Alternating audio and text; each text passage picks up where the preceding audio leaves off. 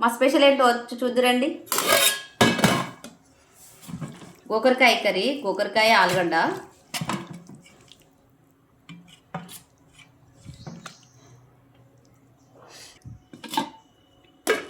And వేడి వేడి rice.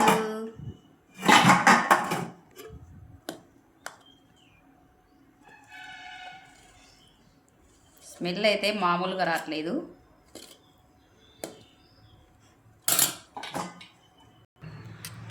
And వేడి వేడి రైస్లోకి అయితే మామిడికాయ పచ్చడి వేసుకుంటూ ఉంటుంది చూడండి. బా స్మెల్ అయితే మామూలుగా లేదు, కాలిపోతుంది, వేడి వేడిగా ఉంది.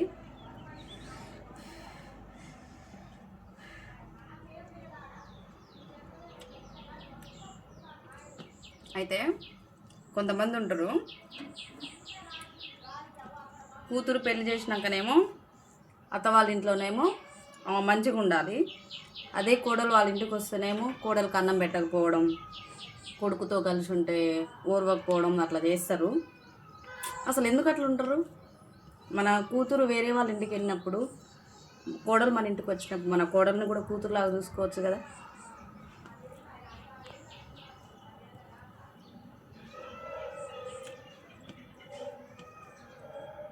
చాలా బాగుంది.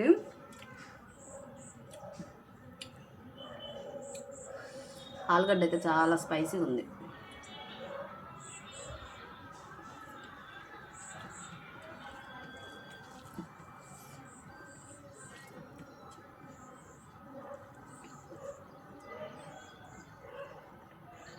ఇది కర్రీ కావాలంటే జిల్లా అనుష బ్లాగ్స్ అని కొట్టింది మన యూట్యూబ్ ఛానల్లో. అయితే కర్రీ అప్లోడ్ చేశాను అనమాట. చాలా బాగుంది నిజంగా.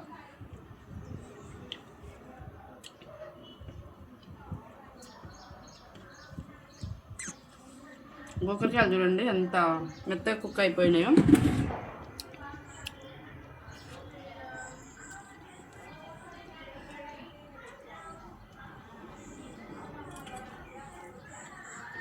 చాలా బాగుంది నిజంగా.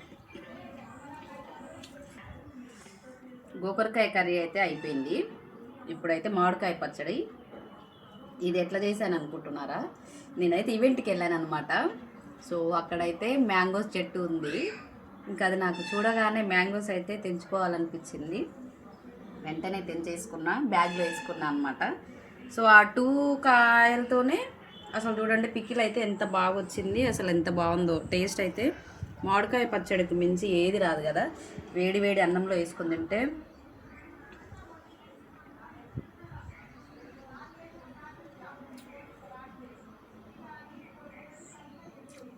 మామిడికాయ పచ్చడి మీద ఏది పనికిరాదండి.